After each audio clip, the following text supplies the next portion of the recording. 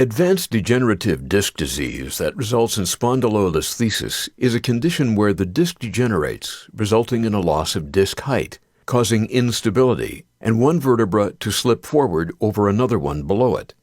Other causes of spondylolisthesis include stress fractures or congenital abnormalities, and in rare cases, a tumor or trauma.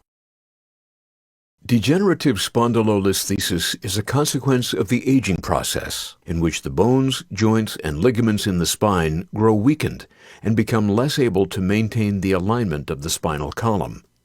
This type of spondylolisthesis typically occurs at one of two levels in the lumbar spine, L3, L4, or L4, L5, which is the most common.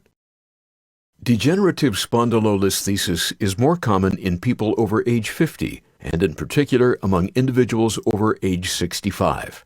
Women are 2 to 3 times as likely as men to be diagnosed. Spondylolisthesis can cause impingement of the nerves and/or fatigue of the back muscles, and may result in lower back and/or leg pain.